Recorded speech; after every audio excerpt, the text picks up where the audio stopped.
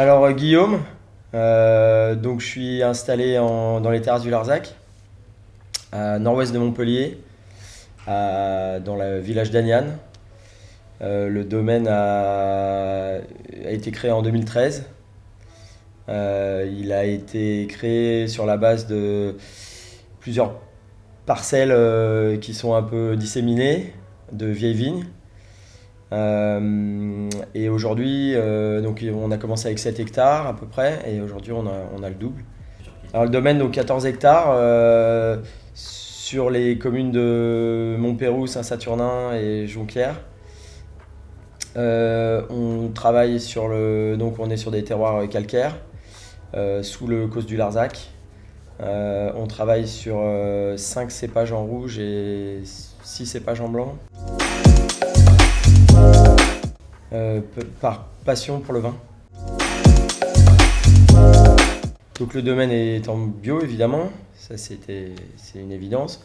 On travaille aussi pas mal sur la biodynamie. La philosophie du domaine, c'est respecter au maximum le cycle de la vigne, c'est-à-dire par exemple taille tardive pour tailler en sève montante. Un maximum de travail manuel, donc un minimum de travaux mécaniques.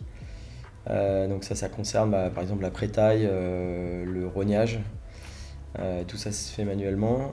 Minimum de travail du sol. Nous on travaille plutôt sur tout ce qui est semis en fait, semis de légumineuses, pour essayer d'avoir un fonctionnement autonome du sol. C'est un peu la clé, surtout je pense, enfin c'est un peu partout, mais surtout dans le sud de la France où on a des étés qui sont un peu secs et on manque un peu de pluviométrie. Donc un fonctionnement autonome du sol, ça veut dire faire tout ce qu'on peut pour favoriser la microbio du sol, donc les champignons, les bactéries, toutes les symbioses entre la plante et son environnement dans le sol. Capter l'azote de l'air pour le restituer dans les mous. Voilà, donc ça c'est le travail à la vigne. Et après, en cave, c'est pareil, minimum d'intervention. Euh, voilà, toutes les vinifs se font sans soufre, sans aucun intrant. Tout par gravité. Voilà, on essaye de travailler de manière en fait ultra traditionnelle. On essaye de s'approcher au plus près de la façon dont les vins étaient faits avant tout ce qui a été mécanisation et chimie et œnologie, quoi. Alors il faut savoir que chez nous, la date de vendange, en fait, on n'est pas, c'est très compliqué. Comme je vous l'ai expliqué, on a 5 cépages en rouge, donc on a les cépages plus ou moins précoces.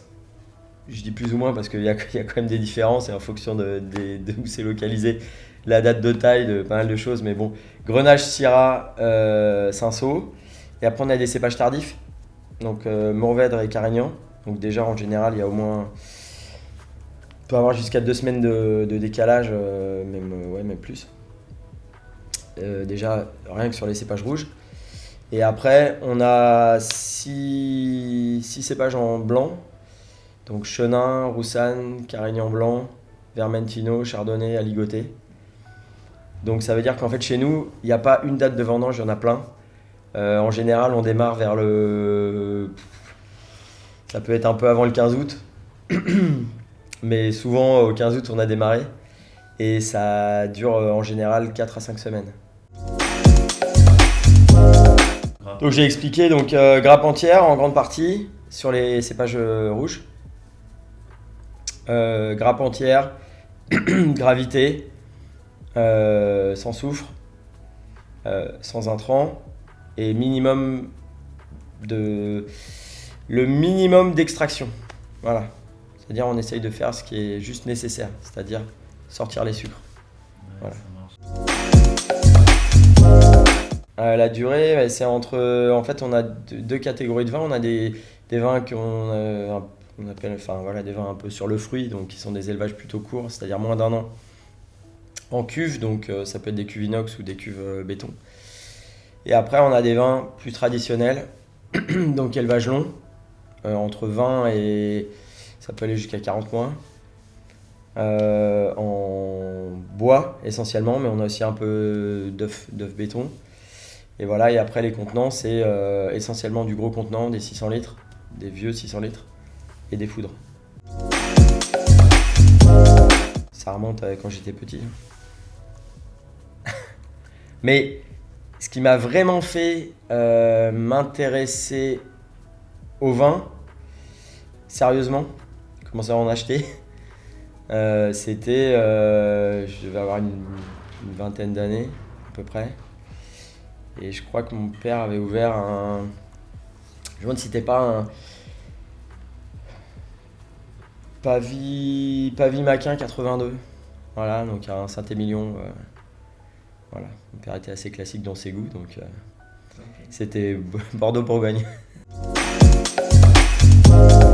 Bah, en théorie, ce que je peux pas faire aujourd'hui, justement, en théorie, il faut aller se décrasser, donc c'est soit je vais travailler à la vigne, soit je vais courir ou je vais faire du sport.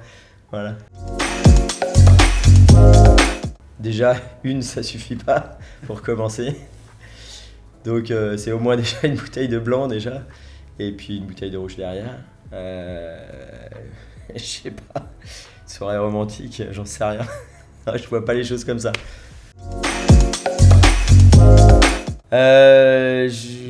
Première cuite, je devais avoir 15 ans, une soirée. Vigneron modèle, je dirais mon copain Sylvain Pataille. Voilà. Très grand dégustateur. Probablement, je suis un peu trop sérieux au boulot et je fais pas beaucoup de compliments et je suis toujours un peu dans l'urgence. Une Romanée Conti 90.